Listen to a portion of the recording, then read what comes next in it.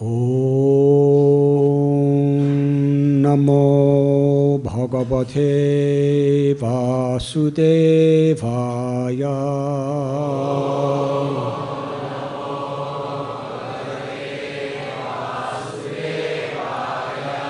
Om Namo Bhagavate Vasudevaya.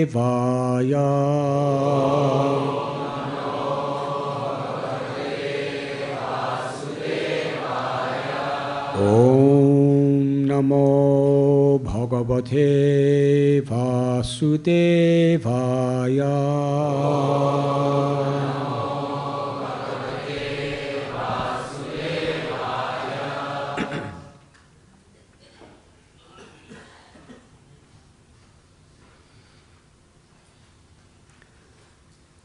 nyaruṇat sūtikā-āgāram.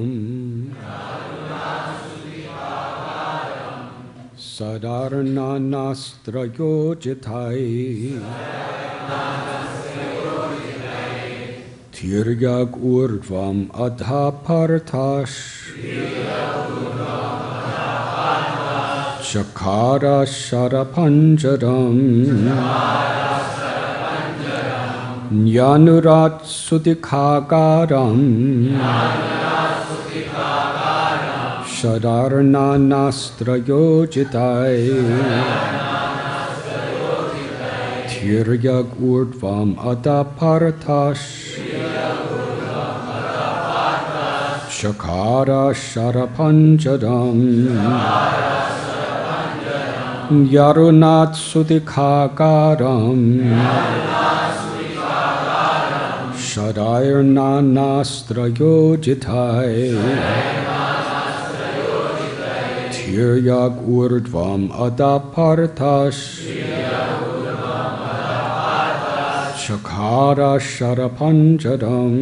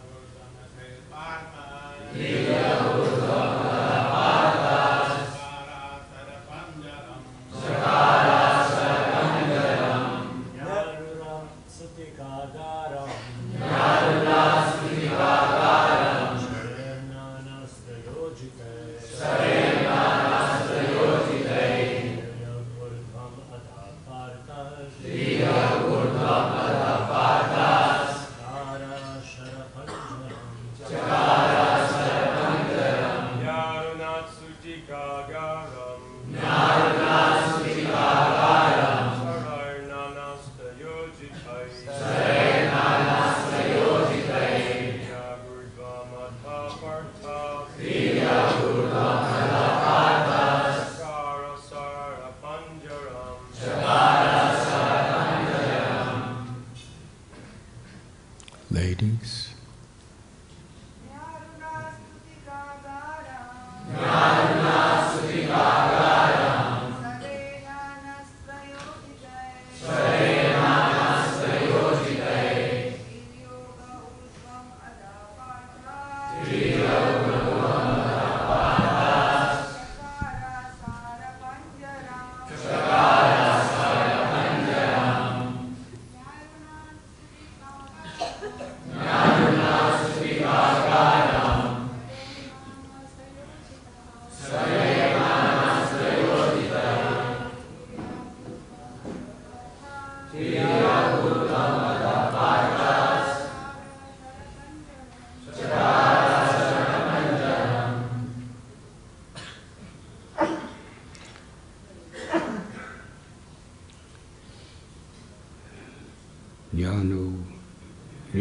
nyaruṇat. He enveloped sūtikā-āgāram, the house where the birth was taking place. Śaraiḥ, with arrows. Nānā, various. astra, to missiles, yojitaiḥ, attached, tiryag, horizontally, ūrdhvam, upwards, adhaḥ, downwards, Pṛthā, Arjuna, cakāra, made, śara, of arrows, pañjaram, a cage. Arjuna fenced in the house where the birth was taking place by shooting arrows attached to various missiles. Thus the son of Pṛthā constructed a protective cage of arrows covering the house upwards, downwards, and sideways.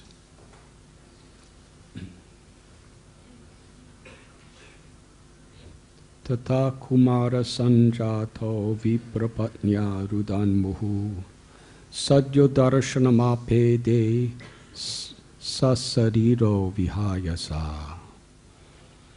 The Brahmin's wife then gave birth, but after the newborn infant had been crying for a short time, he suddenly vanished into the sky in his self-same body.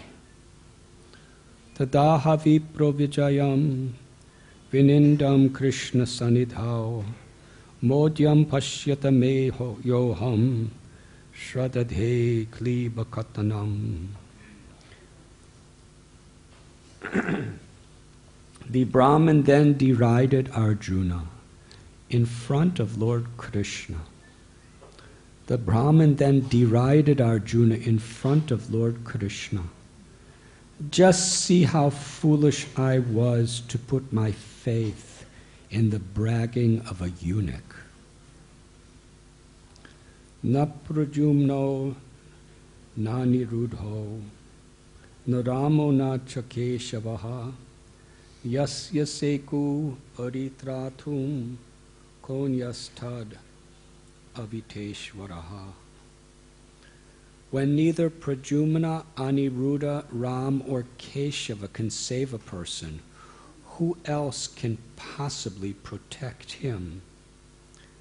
Dig Arjuna mrisha padam, dig atma slagano danuhu, daivo pasrishtam yo modyahad, ani nishati durmati. To hell with that liar Arjuna.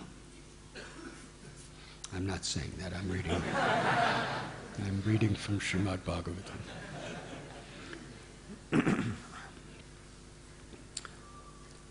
To hell with that braggart's bow. He is so foolish that he has deluded himself into thinking that he can bring back a person whom destiny has taken away. Evam sapati viprarshau vidyam asthaya palgunaha yayo samyamanim asu yatraste bhagavan yamaha. While the wise Brahmin continued to heap insults upon him, Arjuna employed a mystic incantation to go at once to Samyamani, the city of heaven where Lord Yamaraj resides. Not seeing the Brahmin's child there, Arjuna went to the cities of Agni, Nidti, Soma, Vayu, and Varuna. With weapons at the ready, he searched through all the domains of the universe, from the bottom of the subterranean region to the roof of heaven. Finally, not having found the Brahmin's son anywhere, Arjuna decided to enter the sacred fire, having failed to keep his promise. But just as he was about to do so, Lord Krishna stopped him and spoke the following words. Purport. Srila Vishwanath Chakravarti comments that Arjuna trusted Lord Shiva implicitly as his guru, so he did not bother to search out Lord Shiva's celestial abode.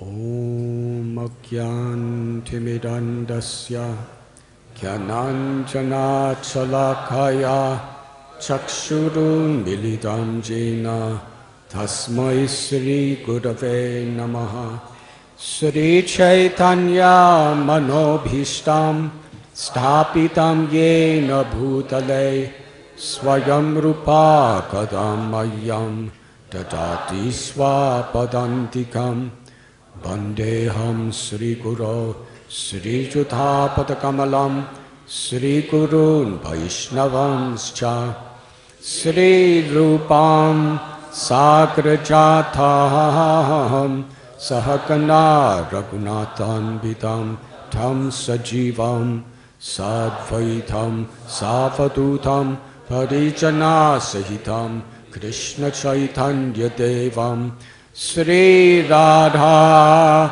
Krishna Padahan Sahagana Lalita Sri Vishakanvitamscha He Krishna Karuna Sindhu Dinabandhu Jagatpate Gopesha Gopika Kanta Radha Kanta Namostate Tapta Kanchana Gaurangi Radhe Brindavaneshwari Vrishabhanu Sute Devi Pranamami Hari Priye Vanshakalpatarubhyascha Kripa Sindhubhya Evacha Patitanam Pavanibhyo Vaishnavebhyo Namo Namaha Sri Krishna Chaitanya Prabhu Nityananda Sri Advaita Gadadhar Shivasati Gaura Bhakta Brinda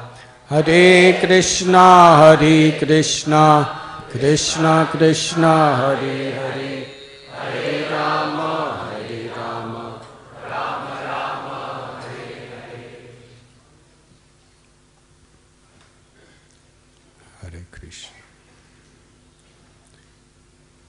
Today we are reading from Srimad Bhagavatam, Canto 10, Chapter 89, entitled Krishna and Arjuna Retrieve a Brahman Son. Text.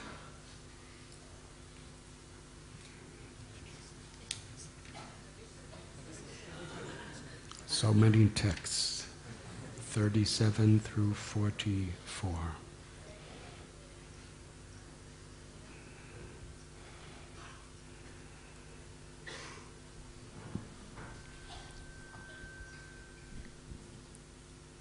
Shukadeva Goswami explained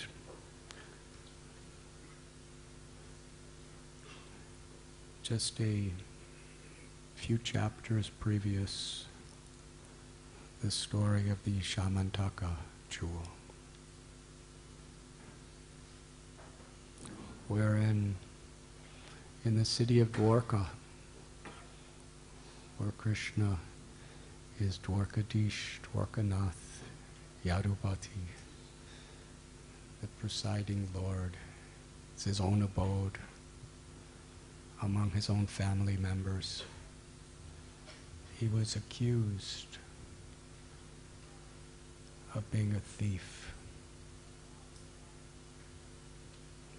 He was accused by Satyajit. And Satyajit, who was a very powerful, intelligent person,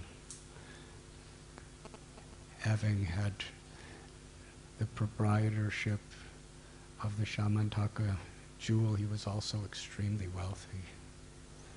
And of course, with wealth comes power and influence.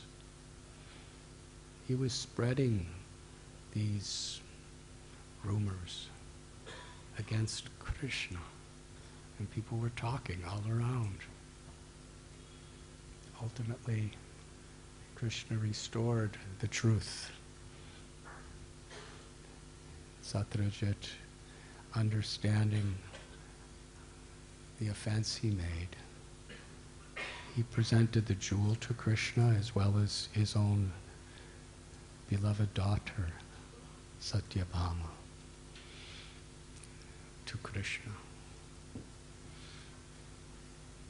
Krishna gave the jewel back to him, but kept his daughter.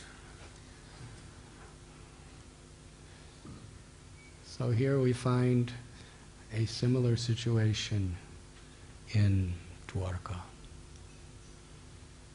In the previous verses, Shukadev Goswami tells us about a Brahmin.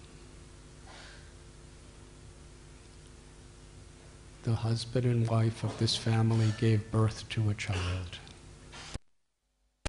After birth, as soon as they placed the child on the ground, he died. Due to the grief, the Brahmin, besides himself, he brought his dead infant and placed him at the step of the doorway to King Ugrasena's court. And he lamented. He was in such a miserable state. He wasn't just speaking words, he was crying with extreme emotion.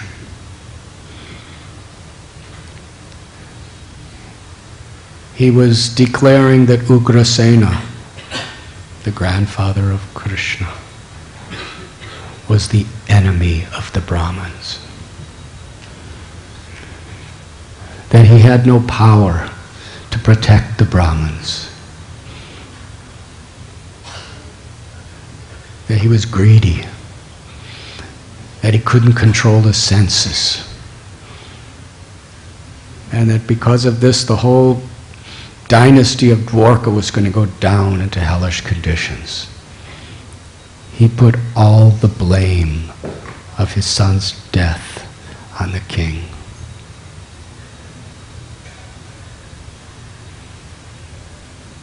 His wife gave birth to a second child. The child died instantly. The third child died. Every one of those children, year after year, was placed on the doorstep of Ugrasena's palace. The court means the public area where the king meets everyone. It was a very powerful declaration. And each time he said the same song of sorrow, anger.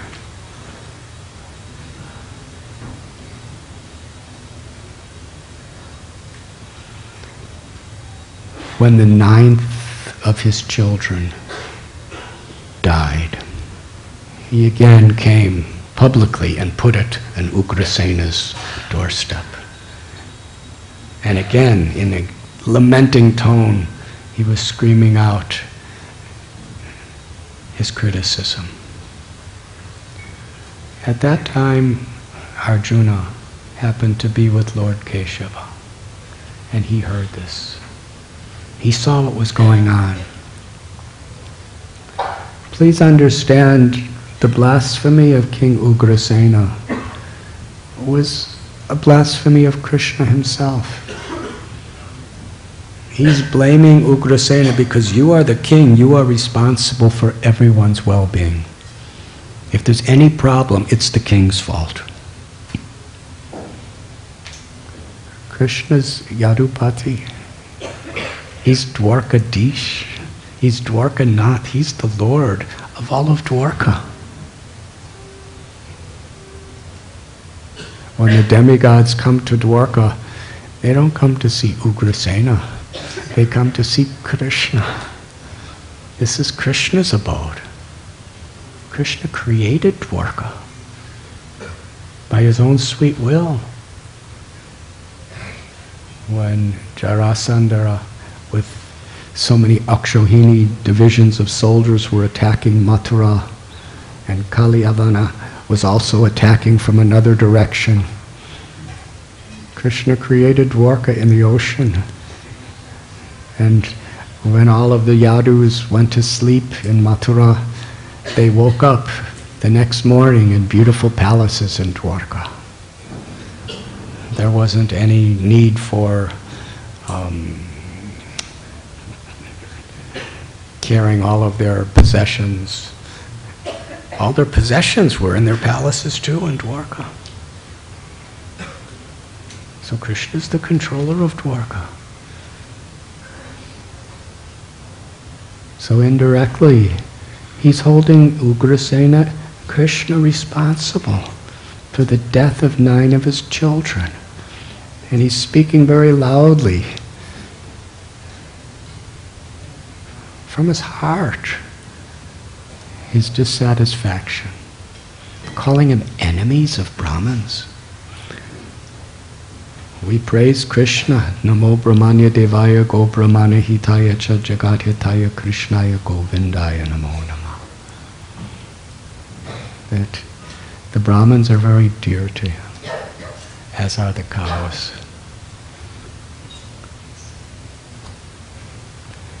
And for Krishna to blaspheme a devotee hurts him even more than if we blaspheme him. The first offense to the holy name of Krishna is to blaspheme devotees.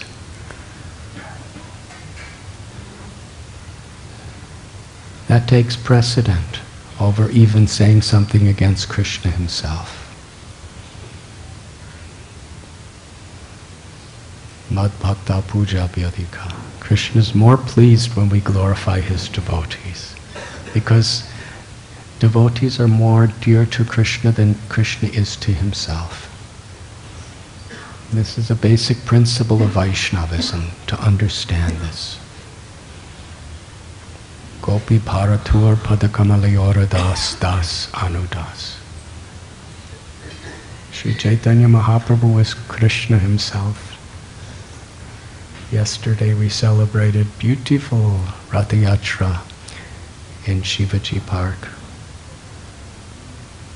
When Sri Chaitanya Mahaprabhu was about to begin his beautiful kirtan and dancing in front of Jagannath's chariot, he offered this verse, this prayer, Naham vipro nacha narapatirnapi vaishona shudro.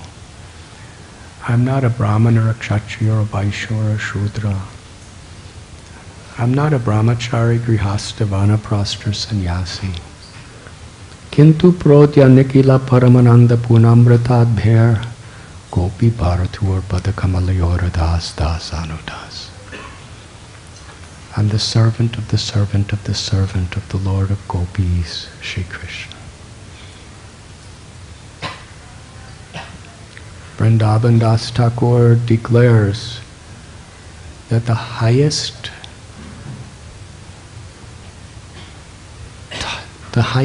title anyone can possibly hope for, pray for, what to speak of attain in the entire universal creation is the title Das, to be the servant of Krishna. It's higher than being a king, a prime minister, a president, a CEO, a PhD, a quadruple PhD. It's higher than being an Olympic gold medalist, a world champion. Das, to be the servant of the Lord. This is the highest because it's the highest truth. Jivera Swarupoy Krishnai, Krishnera Nitya Das. It's the constitutional nature of the soul. And even the all-conquering Achyuta, who is unlimited, imperishable,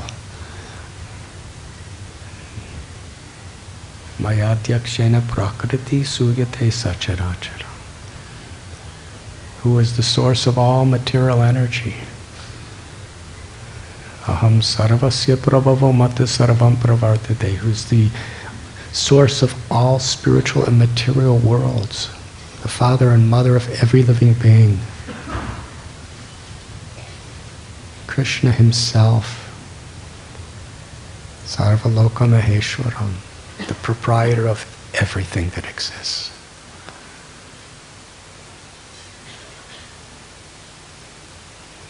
Whose existence through his energies is all-pervading within and without everything and everyone. That Krishna is subordinate to the love of his servant. In this way, Vrindavan Das Thakur explains there's nothing greater than to actually live in the spirit of the servant of the Lord.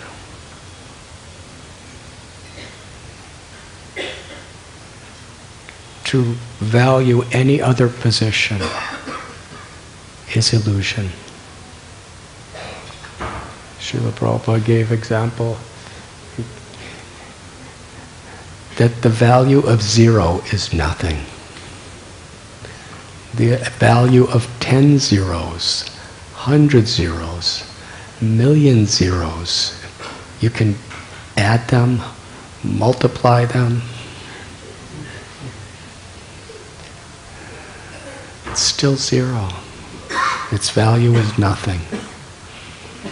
But if you put 1 in front of those zeros, however many zeros follow the 1, increases the value. Now what is that 1? Utilizing our abilities, our wealth, our knowledge, our influence in the service of the Lord. That 1 is das, to be the servant. To serve means to serve with love.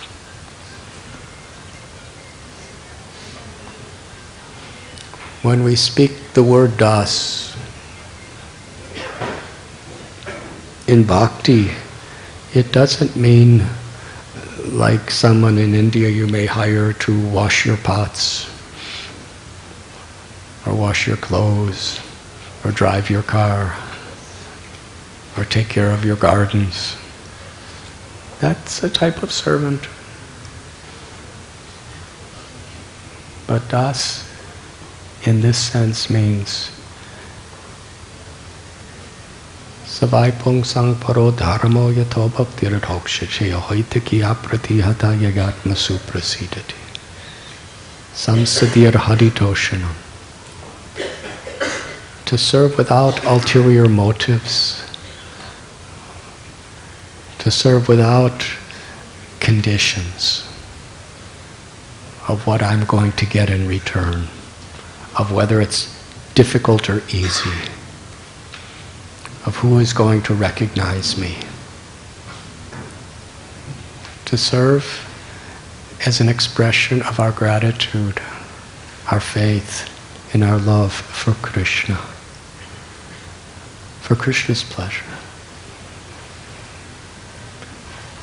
So for those of you who may have been given initiation, most important part of the word, sometimes they're the names of Krishna, sometimes the name of Krishna's associates or holy places.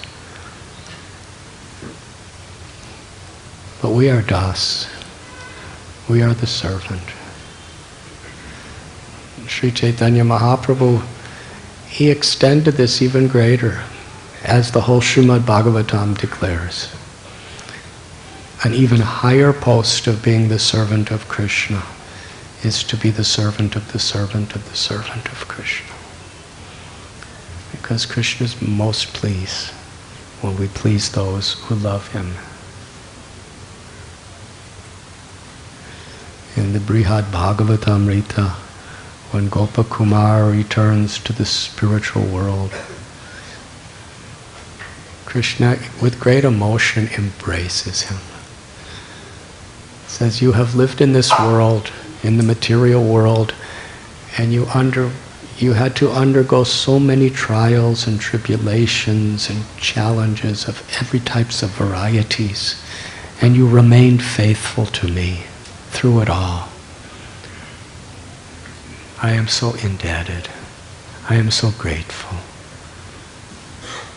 Only for my sake you went through all that. Krishna's in our hearts. Krishna's a person. He's not just an all-pervading energy. He's a person who's the very source of this all-pervading energy. Who's all attractive. Ishvara Parama Krishna Satchit Ananda Vigraha Anadir Govinda Sarvakarana Karanam. The universe's topmost authority on truth, Lord Brahma. He has begun his prayers with this verse. Ishvara Parama. Srila Prabhupada explains everyone is an Ishvara in some way or another. A little ant is an Ishvara over the little piece of food that he might be carrying. We all are Ishwaras of something or someone. But Krishna is Ishvara Parama. He's the supreme controller. Tumi Sarveshvareshvara Purachandra Kumara. Thakur Bhakti Vinod, he begins a prayer that Krishna is the controller of all controllers. His form is eternal, full of knowledge and full of bliss. He's the cause of all causes. He's the source of everything that exists. That is Govinda.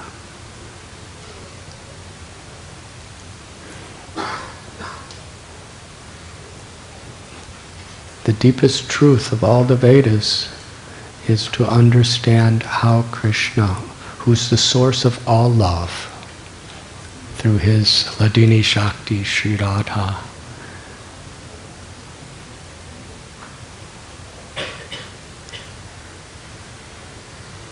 he feels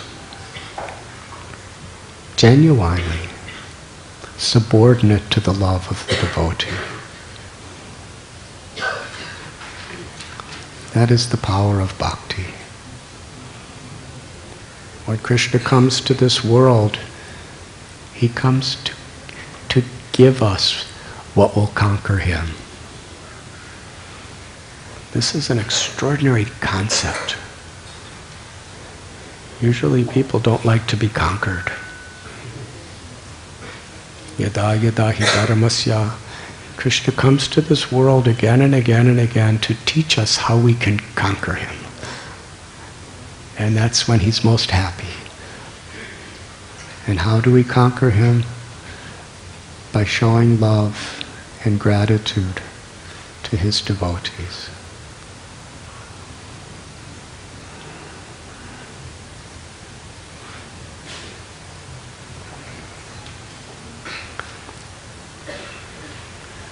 So Krishna, he's hearing 9 times in a row how his beloved grandfather, Ugrasena, is being seriously criticized.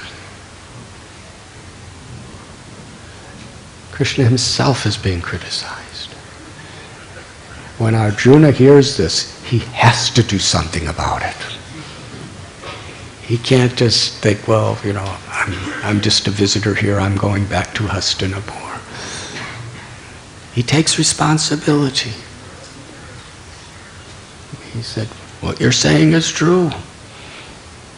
If someone is the king, they are responsible for a person's good fortune. And also responsible if things go wrong. But I am here. And I will not allow this to happen. I will protect your next child. The Brahman He's really, really disoriented, heartbroken. Can you imagine? He has no children. 9 children in a row have died right after birth.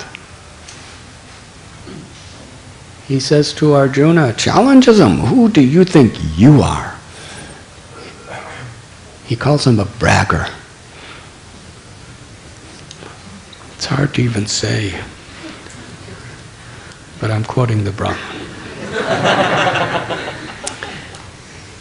He's so upset. This is a Brahman. He says, to hell with that liar, Arjuna. He's cursing Arjuna to go to hell. He says, to hell with that liar, Arjuna. To hell with that braggart's bow.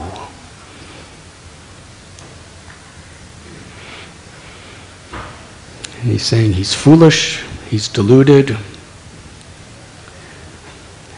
But Arjuna, he's very much strong. He says, no, I will protect. The Brahman says, Shankarshan, Pradyumna, Vasudev, Aniruddha, they're all here living in Dwarka.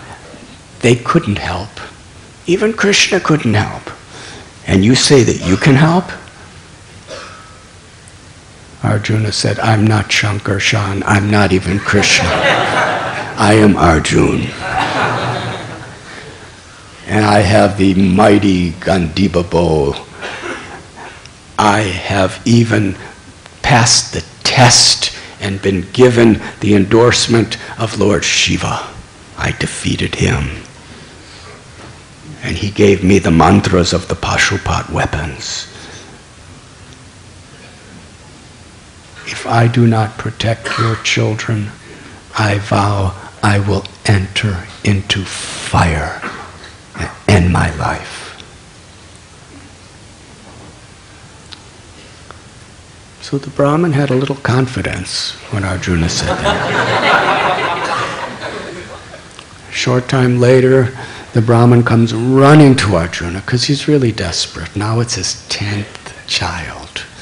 He's saying, my wife is about to give a baby. Please protect that child. Arjuna said, I will protect. Arjuna came to his house, or the house where the wife was giving birth to the child.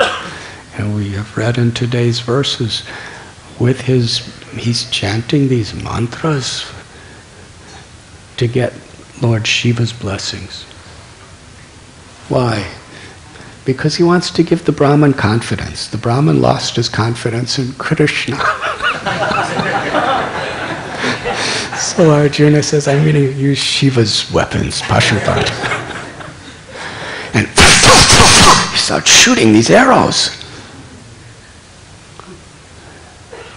And with his arrows, he makes a fence and then a cage around the whole house to protect it from anyone, even death personified, from getting in. It was such a thorough cage with missiles between the arrows. It covered the house from below, from above, and from all sides.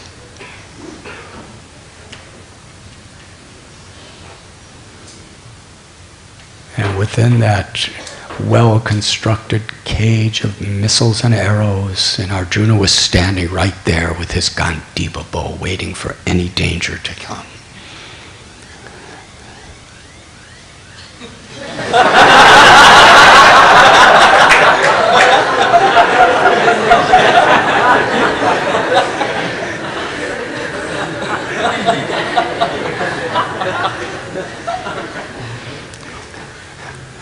I think that may have been staged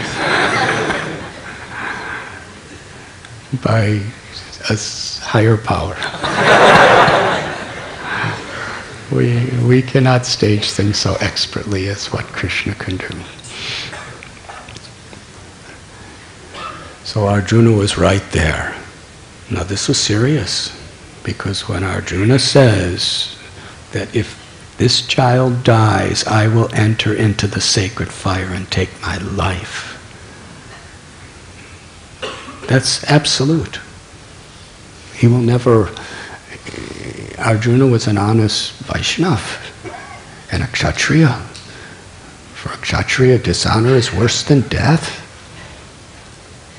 It's not that he would find some, like many astrologers, they'll tell you what's going to happen, and if it doesn't happen, they say, no, actually I told you this, but you didn't understand it properly. And because of this and this and this, that happened and this happened, and like that. Arjuna was going to enter fire. So it was very serious. And plus he's a devotee of Krishna. So his reputation is Krishna's reputation. So he's, with all of his powers, with every bit of alertness, he's there to protect that child. And the child is born. And something incredible happened that didn't happen with any of the other children. The child cried, which seemed really auspicious. But then after crying for a few seconds, the child floated into the air and disappeared. He's dead.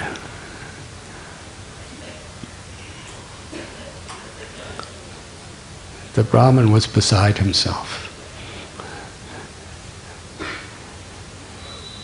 Even you, Arjuna, could not protect. You are so proud. You are thinking that you can protect a person from destiny.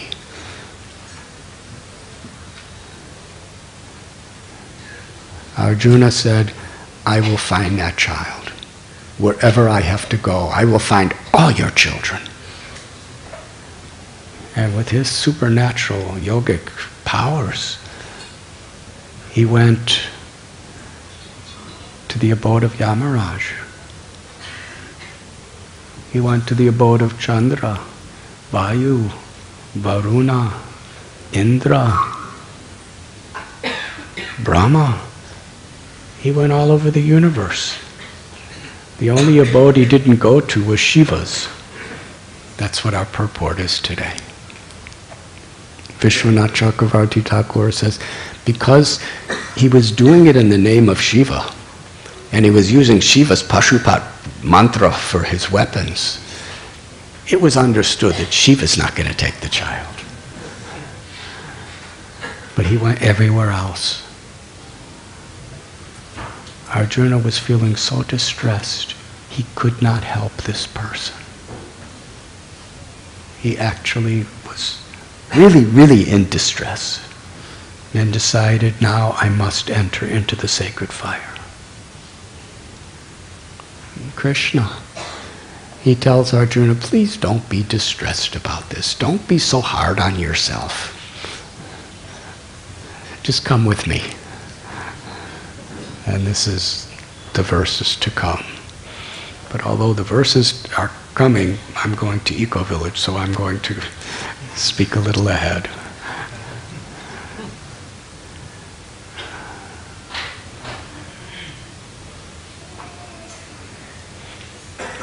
Krishna tells Arjuna, get on my chariot. Arjuna boards Krishna's chariot. Krishna's 4 horses, they're traveling very fast. And they go through the entire universe.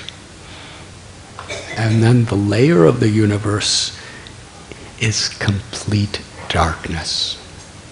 Outside of the universe is the Brahma Jyoti.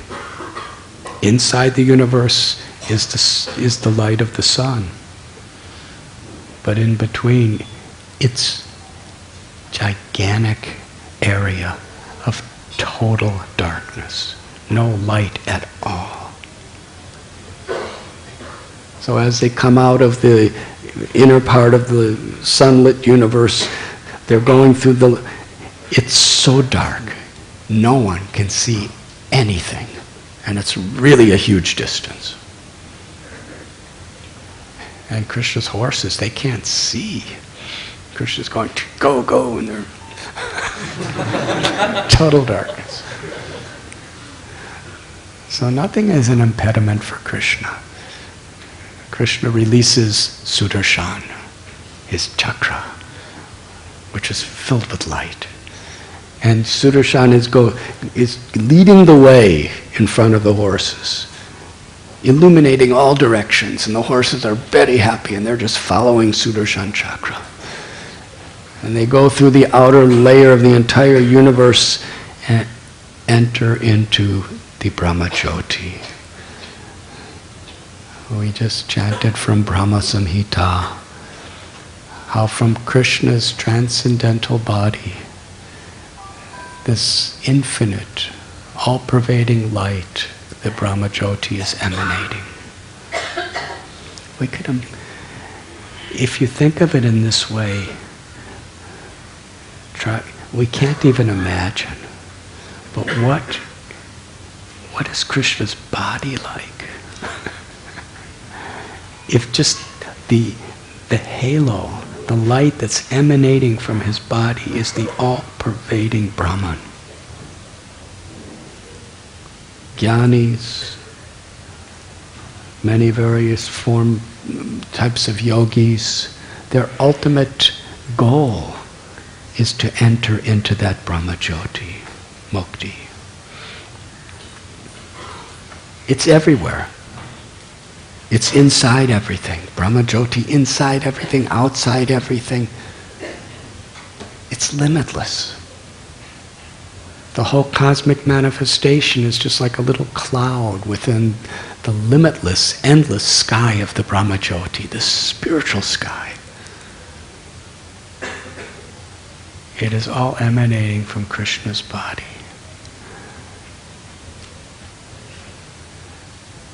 And yet Krishna appears like a little cowherd boy. Not only appears, but the Brahmajyoti is coming from that little cowherd boy form.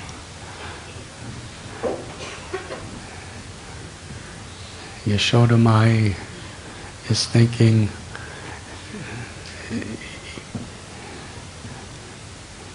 and worrying when Krishna goes to herd the calves and the cows. He may step on a stone and hurt his soft feet. Or there may be too much heat that causes his skin to be too hot.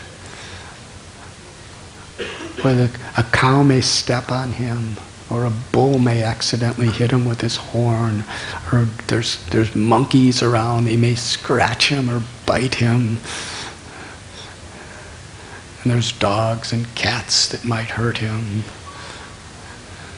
She's worrying. She's seeing his body as the softest, most vulnerable little body that she needs to protect. Yet from his body is coming the whole existence.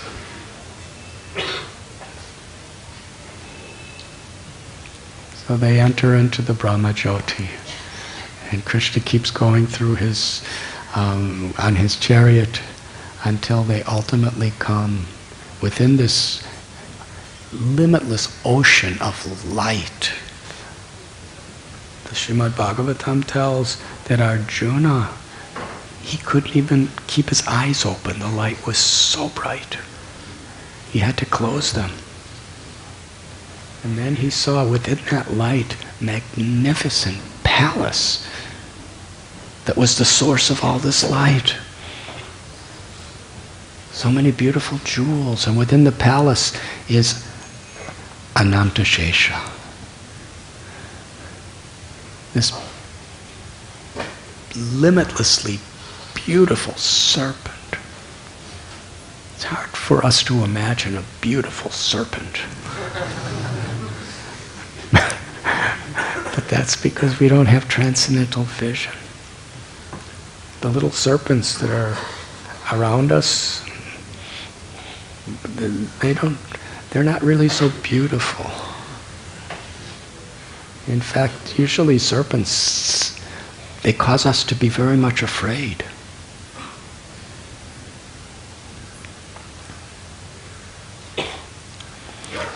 Just recently, we had a medical conference in the Sahara Hotel, Bhaktivedanta Hospital, and there was probably 600-700 doctors there, medical practitioners, wellness coaches, CEOs and directors of hospitals. And one of the people that was given an award, he was given an award. He's a very simple Maharashtrian gentleman, but he's really intelligent. He's a medical person. And he, more than anyone else, he made breakthroughs in curing people from snake bites. So afterward, we were talking for some time, during a break in the conference. And he told me something very interesting. He said there's a particular village in Maharashtra which had a very high rate of people being bitten by snakes. And 30 to 40% of the people bitten by snakes died. He said in that village it's half Hindu and half Muslim. And practically every person who was bitten by the snake was a Hindu. There's practically no Muslims that get bit by snakes there. I'm just repeating what he told me, and he's probably the highest authority in the world on snake bites.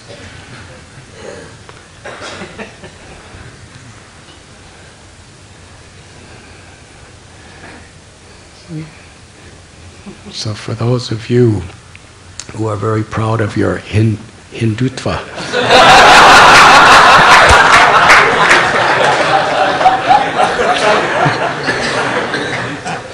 I'm going to give you an explanation that will satisfy your hearts. Because, I was even kind of like that. I would say, why is this? Why only the Hindus get bit by the snakes and die? And he said, because of a terrorist snake.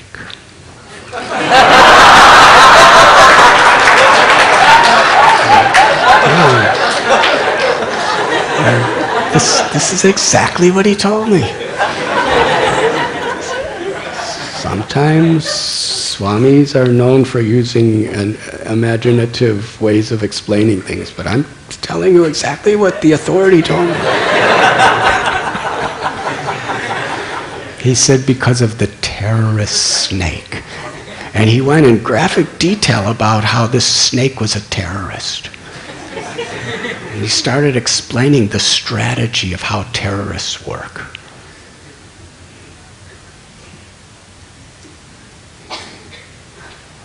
He said, you don't know they're coming till it's too late. And he said, there's a particular snake called a krait. And what they do is they come in your house when you're sleeping.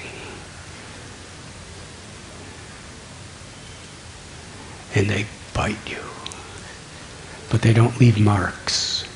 And they don't even wake you up. But the poison is ferocious. So when you do wake up, if you wake up,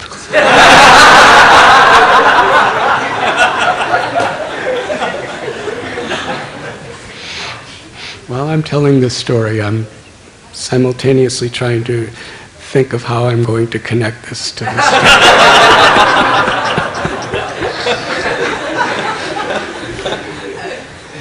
You have these intense pains in your intestines. And you go to the hospital, and the hospital treats you for intestinal disease. because there's no trace of the snake. And then you die. So he told me what he did. And it's amazing. It practically eradicated all the Hindus from being bitten by snakes or dying of snake bites. Should I tell? In very sophisticated medical vocabulary, he told me that the Muslims in that village sleep on beds and the Hindus sleep on the floor. And the snakes can't get to your bed, but when you're sleeping on the floor, they just come looking for some little rat or something to eat, and then you move and they go, and then you die. He said he just went and convinced all the people to use beds.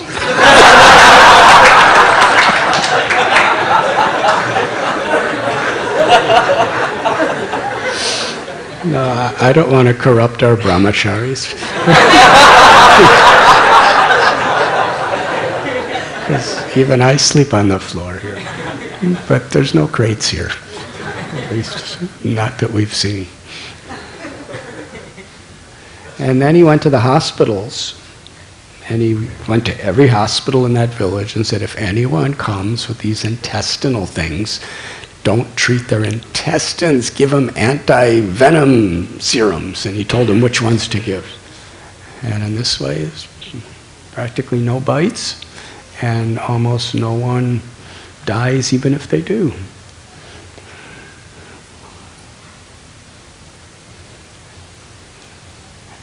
And I was thinking, this is a simple man, and there's so many big doctors and everything, and this person just has common sense.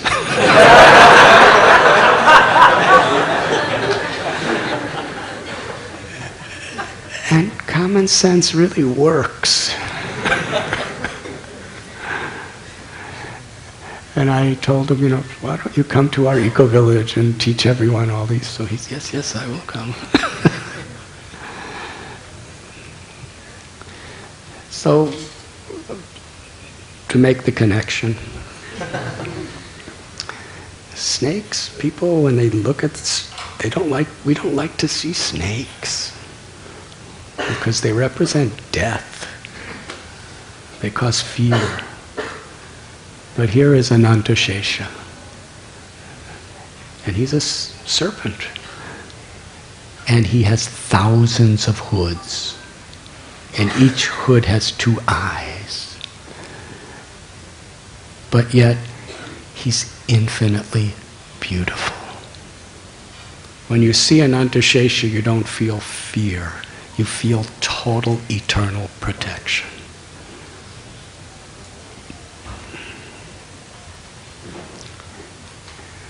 Arjuna's looking up, and Krishna's looking up at this enormous serpent, Anantashesha. And Anantashesha just looks so totally happy. He's giving stability, security, and shelter for all living beings who take shelter of him. And there, sitting on the bed of Anantashesha, is Mahavishnu, the gigantic form of the first Purusha. Within this Karunodakshayi Vishnu, within the whole cosmic manifestation, it is Mahavishnu who's the source of everything.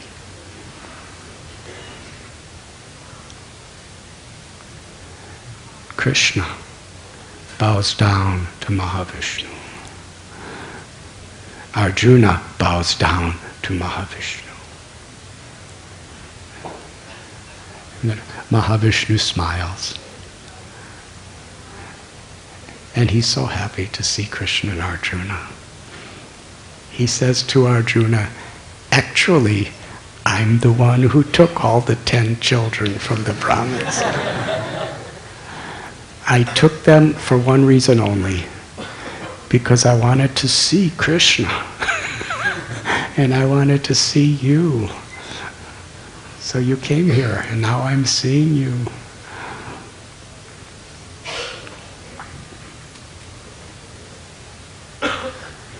So Vishwanath Chakravarti Thakur is asking a simple question. Why would he cause so much distress to a Brahmin just to see Krishna? Because Mahavishnu sees everything, everywhere. Certainly he sees what's going on in Dwarka. Why does he need to do all this? This is Lila. Krishna knows everything. Krishna can do everything. But yet when he comes to this world, he takes the role of a human being. In the sense, it's not that he's Narottam, he's the supreme being. But still he takes the role where he appears vulnerable. Just to attract our love.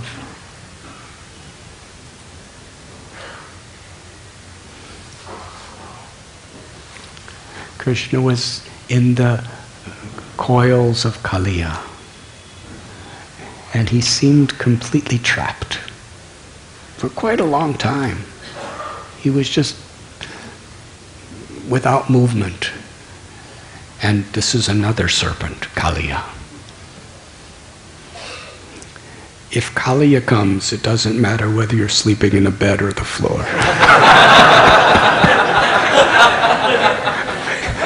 Kaliya is so powerful. Yes, even the birds, they weren't even going to sleep. They were flying in the sky, and just the vapors from Kaliya's breath were poisoning them and causing them to fall dead. So Kaliya is holding Krishna in his coils, squeezing to kill him. And the Brajavasis are seeing this, and they're falling. Yashoda Mai, the mother, she's a lady, and Kali is this massive multi-hooded poison snake. And she was about to jump in the poisonous water and personally come and fight the snake just to protect Krishna. Even though she knew there was no hope that she could do anything, but she would rather die than do nothing. That's a mother's love. And the cowherd boys, they were about to jump in, and Nanda Maharaj, Balaram, he stopped them. He was laughing. He said, I'm Ananta Shesha. Krishna never plays with me like this. How fortunate is this Kaliya? To Krishna, he's nothing but a most insignificant little water snake. The cows, the calves, they're literally on the verge of death seeing Krishna in this condition. And when Krishna, after increasing their love for him in this way, he expands his body just a little and then slips out of the coils and jumps on Kaliya's hood and starts dancing. How he danced. Kali is moving so fast. He's trying to bite Krishna. He actually did bite Krishna. He's trying to devour Krishna with these gigantic fangs or sharp teeth. So much poison. And all of his hoods are attacking Krishna on one hood. And Krishna's dancing, smiling. Such a beautiful dance. No one has ever seen a dance like this. We have seen dancing, musicians dance, dancers dance, actors dance. But when Krishna dances, he's Vrindavanatavara. He's the king of all the dancers of Vrindavan. He was dancing so gracefully, so graciously. And what was the stage? This curved, slippery hood of a snake. And now, the residents of Vrindavan, they're completely afraid that if Krishna takes one misstep, Kali is going to devour him. But yet at the same time, they're so mesmerized, spellbound in ecstatic love, seeing Krishna dancing. They're happy and they're miserable. They're fearless and they're fearful. Krishna's bringing out all these ecstatic symptoms of bhav or love from their hearts as he's dancing and smiling and he's glancing upon them. The most dangerous situation in all of creation. And Krishna's just happily playing. And his feet, which are so soft that the gopis feel that when they touch the softest part of their bodies, that they may hurt Krishna's feet because they're the softest of all soft things that have ever been soft. Yayatamam prapadyante tam sthitaiva bhajamyam. Krishna reveals himself according to how we approach Krishna. Because the gopis approach Krishna with such love. He's the softest of the soft. But those same feet for Kaliya, Krishna was dancing really fast sometimes. He was going different speeds with his feet, like sometimes on Kaliya's head, and every time he touched his foot to Kaliya's hoods, it felt like a thunderbolt. Can you imagine a thunderbolt directly hitting the top of your head? That's what Kaliya was feeling. And each of his hoods were being deflated and crushed. And Krishna was going hood to hood to hood, just jumping and dancing until he was on the verge of death, and his poison, he vomited all his poison out. Then he started vomiting blood. Then the Nagapatnis, his wives, they came and said, Krishna, even we wanted to see our husband killed by you because how he was so mean. But now look at him, he's really in a humble condition. He's so fortunate. Even Lakshmi Devi wants to touch your feet. Even Brahma and Shiva want to meditate on trying to attain your feet. And yet your feet has been dancing so many beautiful steps on our husband's hoods. But now he's humbled himself. Please give him shelter. On the basis of the devotees praying to Krishna, even the most evil Kaliya was given the highest liberation. When great devotees pray for us, there's no greater benediction. Because Krishna always hears the prayers of those who give their lives and their hearts to him. Hiranyakashipu was so cruel.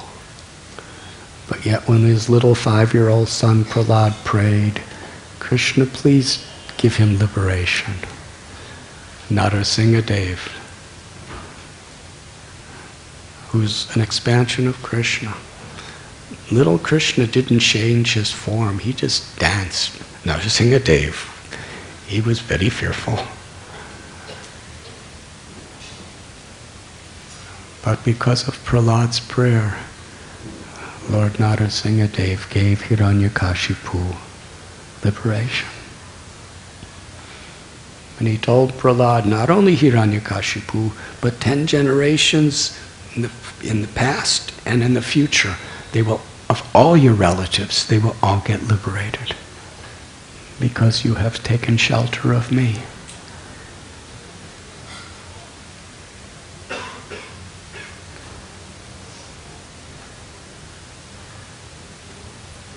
Mahavishnu,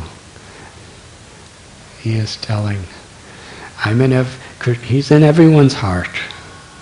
He sees everything everywhere. But still, he wanted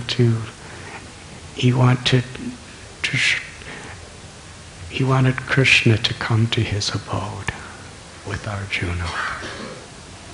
So now that I see you and you see me, I am satisfied. Here's all the 10 children. You can bring them back to the Brahman and they will live long, happy lives. And so the little children, and they were in the exact form as when they died. That means all 10 were tiny little infants. By Mahavishnu's grace, they didn't age. You know, some of them were like 10 years old, but they were still infants. They went back through the Brahmajyoti on Krishna's chariot. Then they went again through the darkness of that border of the universe, and Sudarshan Chakra lit the way. And then they came back into the sunlit area of the inner universe, and they came back to the earth planet, into Dwarka. And Arjuna gave the 10 little babies to the Brahman, and he and his wife were very, very happy, and everyone was happy. Prabhupada said, chant Hare Krishna sincerely, and you will be happy also. Because that same Krishna has appeared within his name to give us shelter. Sri Chaitanya Mahaprabhu taught us not only the path of kirtan, but how to follow on this path of kirtan. Krishna is non-different than his name. Vrindavan Das Thakur tells that if you offend great persons, if you offend devotees and chant Krishna's names, then Krishna's names will reciprocate by punishing you. Hare Krishna. But if we're in that mood of Trinadapi Sunichena, in the mood of a servant of the servant, and we're chanting sincerely and taking shelter in a way that pleases Krishna,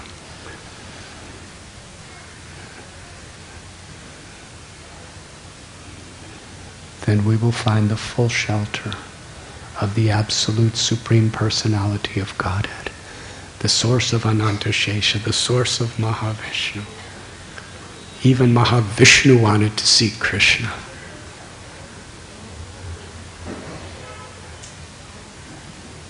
But Krishna loves to bow down even to his devotees. Krishna would bow down to his seniors, not only to show the way, but that's his feeling. When Nanda Maharaj wanted his wooden shoes, and Krishna was just a small boy, Krishna put them on his head. The shoes that were under the feet of Nanda Maharaj, Krishna picked them up and put them on his head and went running to bring them to Nanda Maharaj.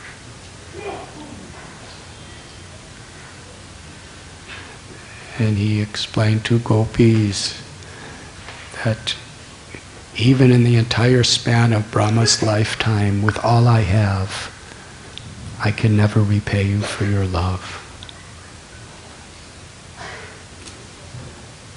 Krishna expanded himself as Govardhan Hill, and then Krishna, the original Krishna, bowed down to Govardhan Hill. Krishna expands himself as Mahavishnu, and then Krishna bows down to Mahavishnu.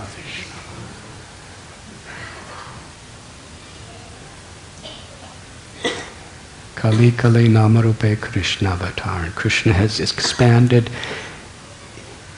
not just expanded, he has manifested his full opulences within his holy names. He is his name to give us shelter. And bhakti is the process by which we actually learn how to have the proper attitude and how to live in such a way that we can take shelter of Krishna's names. When Draupadi was being stripped of her cloth, which was worse than death for her, not only was it worse than death for her, but it was millions of times worse than death for Yudhisthira, Arjuna, Bhima, Nakula, Sahadev. Or to speak of Kunti, for them to see this happening was way worse than death. So to protect herself, to protect her loved ones,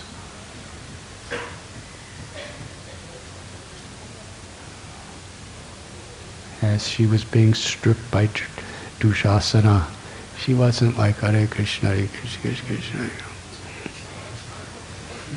She took shelter with all her heart. And the dangers of this world are actually blessings, because they help us to take shelter. And sometimes devotees like to select, to requisition, to place an order like you do on Amazon.com or something. You place an order for a particular type of danger that will help you in your spiritual life. But those dangers will not prompt us to take shelter. It's when the difficulties, the challenges, the pains, the tragedies, the crises of this world inevitably are there, when they're really beyond our control. Whether it's due to our own past mistakes or whether it's just destiny, whatever it may be. When there's no one else to turn to. Draupadi tried to save herself with her strength. She turned to her husbands, she turned to the king, she turned to Bhishma, the greatest of warriors. He could have done something, but nobody did anything. She was helpless. There was a power way beyond her own that there was nothing she could do. She took shelter. Krishna's my only friend. Krishna's my only savior. And he's not different than his name. It's really beautiful. In that situation, it wasn't like there was a deity there that she could start doing puja. It wasn't that there were Brahmins who were going to chant Srimad Bhagavatam. The holy name is Krishna himself, that is with us in any situation, at any moment. That's why Krishna's form, even his name, is most merciful. He's there for us. Even at the moment of death, she took shelter. Krishna gave her shelter. And all these beautiful stories in the Srimad Bhagavatam, it culminates in the 12th canto, the last verse, that we should bow down to Krishna and take shelter of his holy names.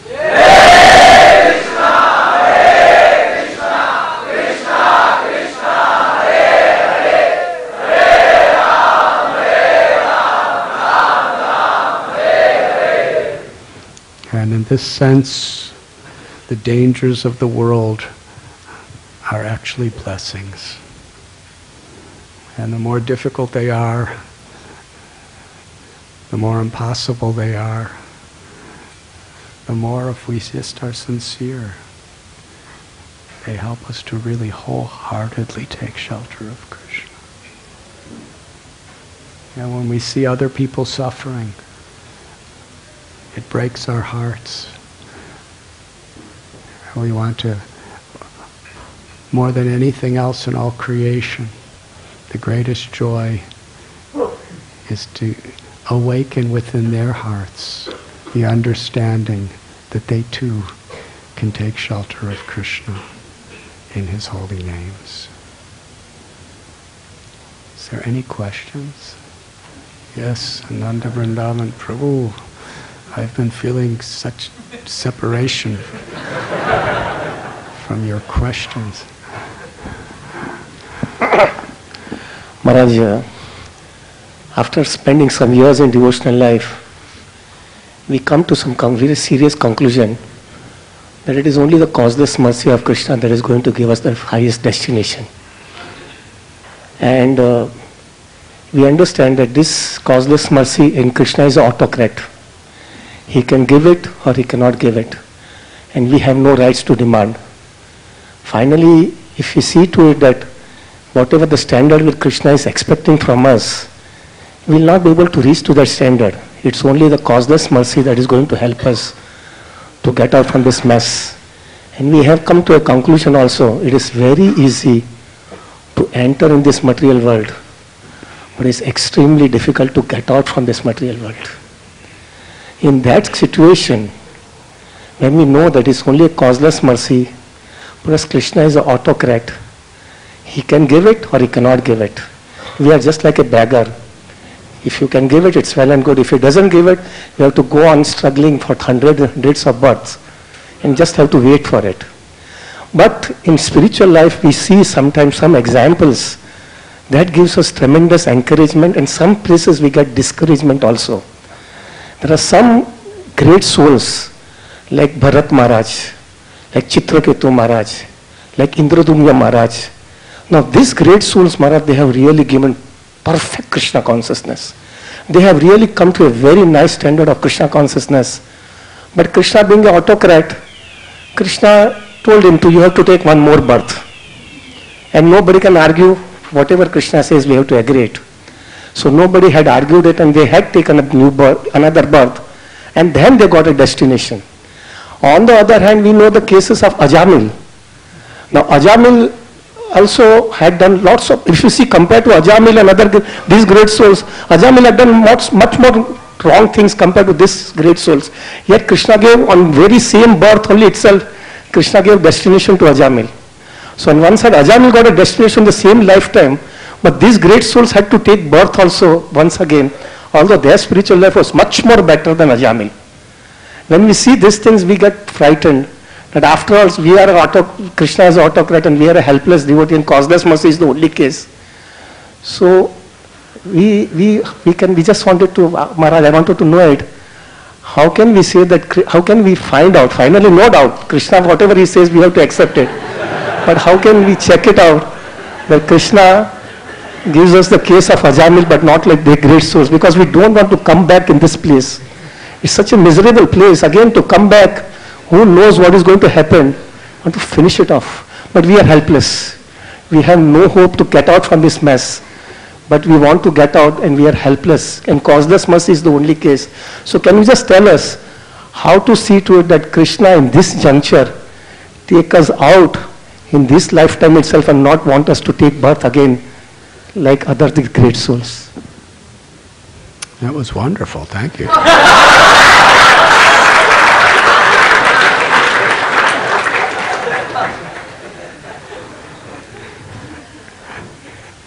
When you came today, you were not expecting 2 Srimad Bhagavatam classes. You have given us a bonus Srimad Bhagavatam class.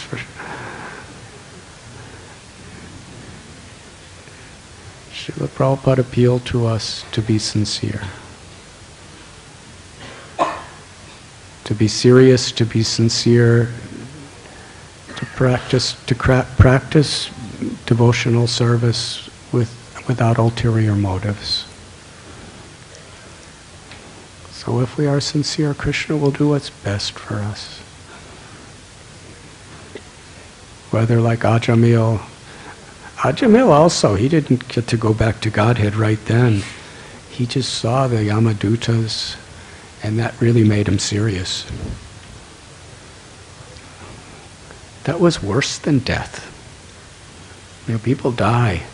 But can you imagine while you're alive, right between birth and death, seeing the Yamadutas coming and looking at you and binding you up and in the process of taking you away? That was worse than death. But in that state, because in his earlier life, he was a devotee. He was actually a sincere devotee in his earlier life, but he somehow or other was distracted. But by Krishna's grace, Krishna knows past, present, and future. He induced him to name his son Narayan. So in attachment to his son, he called out Narayan. But when he did, in that dangerous condition, he was actually taking shelter of the name of Narayan. The Vishnudutas came, and he saw the conversation between Yamadutas and Vishnudutas, and he was listening very attentively. If only we could listen to Srimad Bhagavatam class with the attentiveness and the urgency that he was listening. Because a lot was at stake. He was being dragged to a hellish destination. And the Vishnuduta said, because he chanted the name of Narayan, you cannot take him. He developed really deep faith in the holy names. And then he was allowed to live. So it was like another life, although it was in the same body. He went to Haridwar, and there he fixed his mind completely on Krishna. In the case of Bharat Maharaj, he was distracted also. He became a deer, but he was completely absorbed in associating with devotees. And as Jad Bharat, similarly, he just focused his mind on Krishna like Ajamadal did in Haridwar. So all of these great souls attained the highest liberation, the greatest good fortune, because the conclusion of everything they went through was they took shelter of Krishna.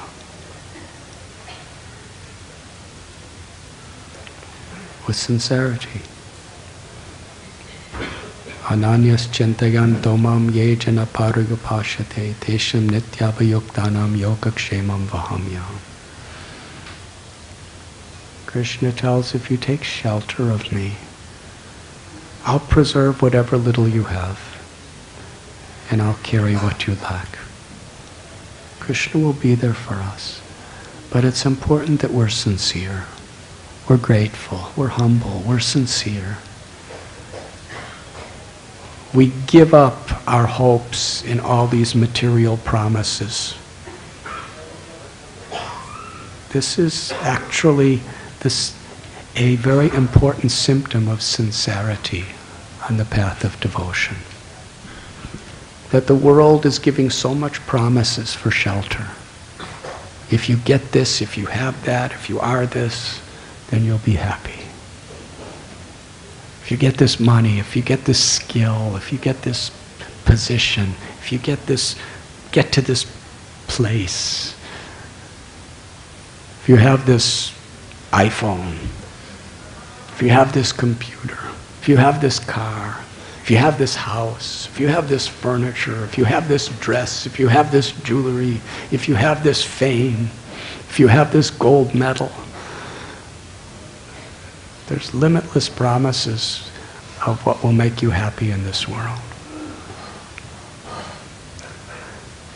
But Krishna gives us a good warning. Abrahma bhuvana loka punaravartanorjuna mamupekya tukonteya punarjanma navidyate. Even if you get the post of Brahma and living in that abode, still you have to die. Still they're sources of misery. Everything's temporary.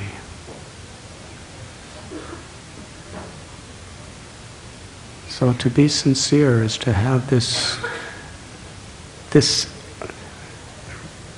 understanding, this realization that it's only in taking shelter of Krishna that I can be relieved of suffering. It's only by taking shelter of Krishna that I can be happy. All the false promises of this maya or this material energy are only there to distract me. But for a devotee, they're not just. If we're sincere, they don't have to be distractions. They're actually leading us deeper and deeper into taking shelter of Krishna, because we can see beyond the lie of Maya. Srila Prabhupada translates Maya as that which is not. That means what she promises will make you happy will not make you happy. What Maya promises is real is not real.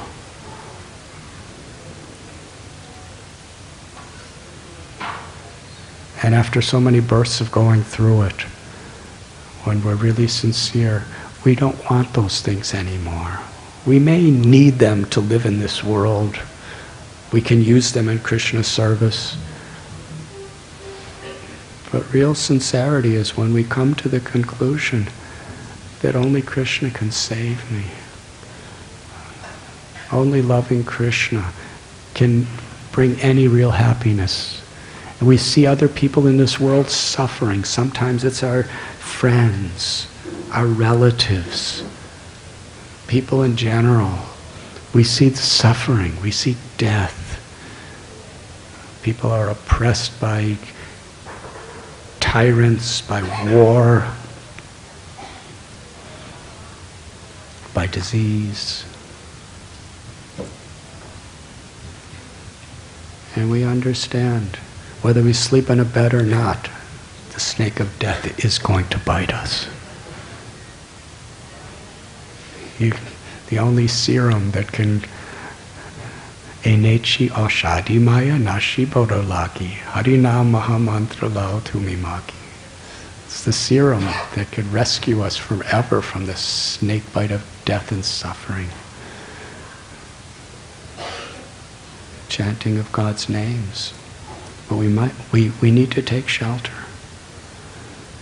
So all the difficulties of life that you're talking about, they're all actually created for an ultimate purpose. To help us to really focus. Vyavashayatmaka buddhir ekeha kurunandana bahushaka hinantascha buddhayo vyavashayanam. To be focused. That only Krishna can save me. And when we serve, when we pray, when we chant, when we hear, with that sincerity, then whether it's one birth or two births or three births, it doesn't really matter. What really matters is now, with the time that we have. That great autocrat Krishna makes himself available always and reciprocates according to how we take shelter.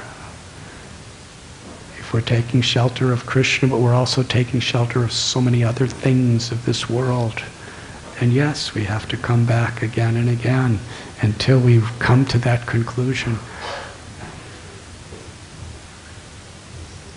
Krishna's my shelter. Shri Krishna Sharanam Mama. Krishna's my shelter. Sarva Dharman Parityaja Mamekam Sharanam Bhaja. Abandon all varieties of religion, just surrender to me. What does surrender mean? It means to take shelter. Krishna, I'm yours. Does that answer your question? So we just need to be sincere.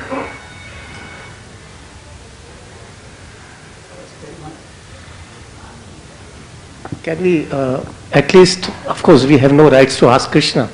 But if Krishna wants us to come us into this material world again and again, at least we can beg to Krishna that at least that consciousness of total surrender should remain forever. Because if that will go again, we'll get trapped into this material world, and I think that entanglement will go on and on and on. And we might go away from devotional life and we don't know when we'll again come back again. So of course we have no rights to beg, to ask anything, but at least we can ask, or we cannot even ask that, because pure devotional service means not to ask anything. But again, if we don't ask again, we don't know where we will be again. You can ask. That's what it means to take shelter. It's a personal process. It's not impersonal. That Krishna will not ask for anything. I will just be in.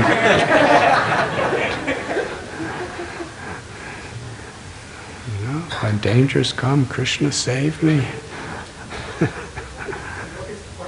Normally what I feel it is, when we have another birth, we don't know we'll have this type of association, we'll have this type of environment, this type of a lifestyle, and if we don't have this type of a thing, that shelter attitude will be very difficult. And then it becomes create a big problem. So if we don't have that type of a thing, and to get a shelter becomes very difficult. So how to...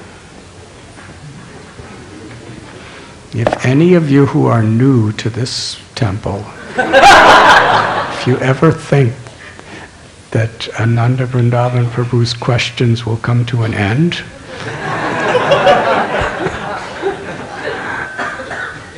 then you are in for a very unique experience.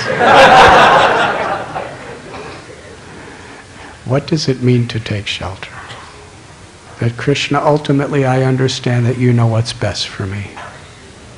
If we're sincere, Krishna, you know what's best for me. If I have to take birth 100 times, if that's what's best for me, I'm yours. We simply need to take shelter.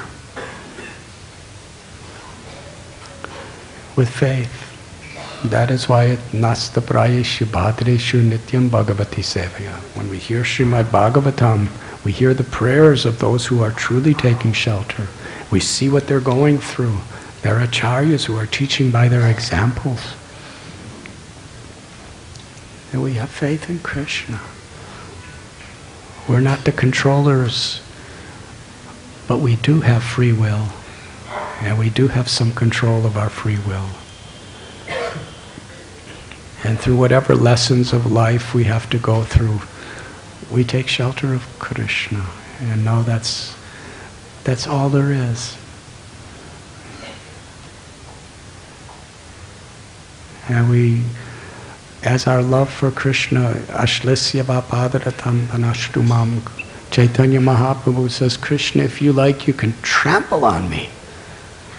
If you like, you can embrace me.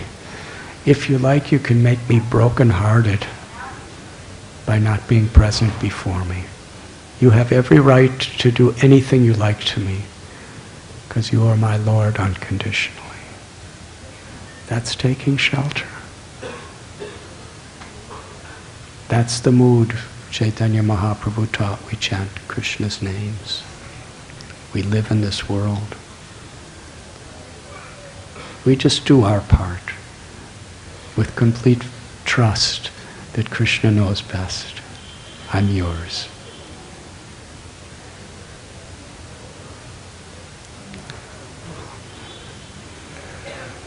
No more questions? You have all witnessed a historical event.